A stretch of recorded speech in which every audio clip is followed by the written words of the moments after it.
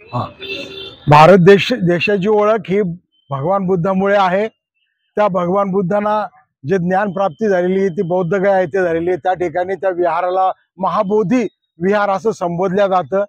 आज त्या ठिकाणी ज्याप्रमाणे शिखांचं गुरुद्वाराचं जे काम असतं ते शिखांकडे, मुस्लिम मस्जिदीचं काम त्या धर्मातल्या लोकांकडे आहे, त्याप्रमाणे बौद्ध धर्माची जी कार्य आहे ते या महाबोधी विहारातून झालं पाहिजे। या ठिकाणी असलेली जी कमिटी ती बरखास्त करून त्या ठिकाणी ते संपूर्णतः बुद्धाच्या, बौद्ध लोकांच्या किंवा बौद्ध समाजाच्या सुपूर्द करण्यात यावं अशी या ठिकाणी आम्ही प्रांत साहेबांना निवेदन देऊन मागणी केलेली आहे।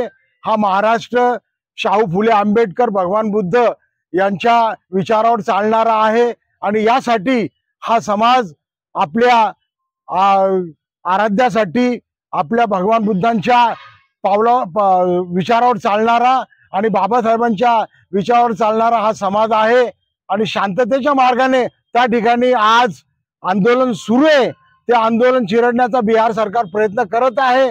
त्या प्रकाराचा आम्ही सर्वजण या ठिकाणी जाहीर निषेध करतो आणि त्या ठिकाणी शांततेने जे आंदोलन चालू आहे विहार मुक्तीचं, त्या आंदोलनाला सरकारने सर्व बौद्ध संघटनांनी पाठिंबा दिलेला आहे। देश विदेशातून त्याच्यासाठी पाठिंब्याचे पत्र येत आहे, मेल येत आहे, ट्विटर येत आहे, पत्रके येत आहेत।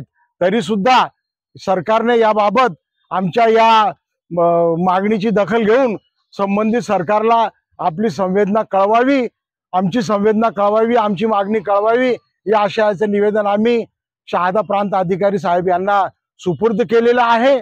त्याप्रमाणे पुढील कार्य होईल अशी अपेक्षा करतो आणि हे माझे दोन शब्द मिळालंच पाहिजे।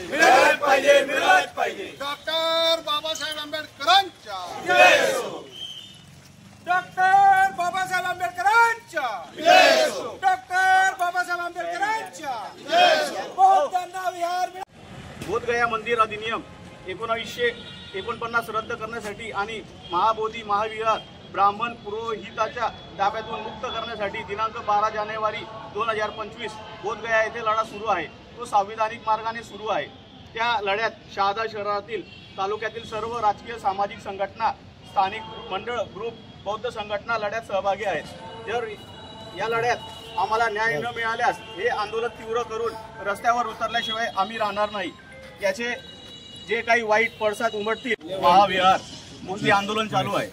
जसे हिंदू धार्मिक स्थळ हे हिंदूंच्या ताब्यात असते, तसेच बौद्धांचे धार्मिक स्थळ हे बौद्धांच्या ताब्यात असले पाहिजे।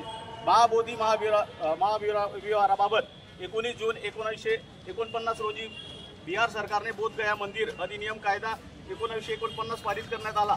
बोधगया येथील महाबोधी महाविहार आणि त्यांच्या व्यवस्थापनासाठी लागू केलेला हा एक कायदा आहे, तो कायदा रद्द झालाच पाहिजे। तुम्हें आज काले कराओ जय हो। मानव गौतम बुद्धांच्या जय हो। थांबणार नाही आमची लढाई थांबणार नाही। आमची चळवळ थांबणार नाही।